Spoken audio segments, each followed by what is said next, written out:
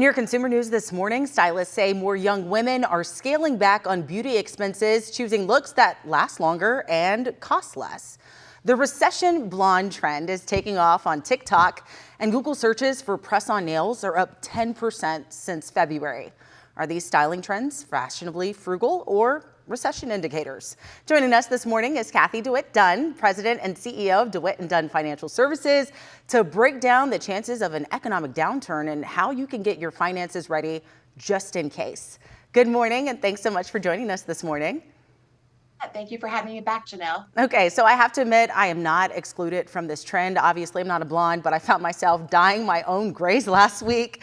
So what are experts saying and sounding the alarm about a potential recession right now?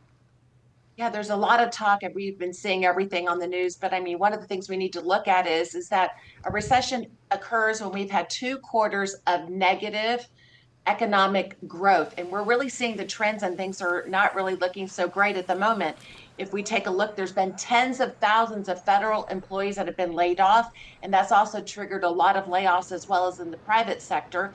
And then the unemployment rate for April is at 4.2%. That's unchanged from last month, but last year at this point in time, we were at a 50-year low. So there are some concerning things. And if we take a look at tariffs, everybody's very concerned, when we're spending our money and we're seeing goods that are being imported, the tariffs are really hitting our pocketbook. So everybody's really taking a little bit of a pause, but that's also affecting our economy at this point in time. So for people that are watching this and are like, okay, those are a lot of big economic words. In layman's terms, what are the signs we should be watching for, and how will we know if we were officially in a recession? Well, I think if we take a look at what the official words of a recession are, is the fact that we have unemployment rates that change by more than a half a percentage point, and mass layoffs are really a big key indicator, as well as economic spending. And then we have to look at what's happening with our private sector and businesses and spending. So these are all the things that maybe could predict a recession, but it's not until the National Bureau of Economic Research, they're the ones who really call out and identify that we're in a recession. But there's so many things that we can do ahead of time if that's where we're headed to help us personally. Yeah, I'm glad you mentioned that. So what steps can people take today to protect their finances if a downturn is on the horizon? It just goes back to what happened when we were in the COVID era. We need to make sure that we have 3 to 6 months of savings in the bank that can help us in the event that we do suffer from a layoff. Because, when we take a look at it, we may end up having to borrow money if we don't have savings. And right now, the APR on credit cards is at 28%. That could take you 17 years to pay that off, just if you're making minimum payments.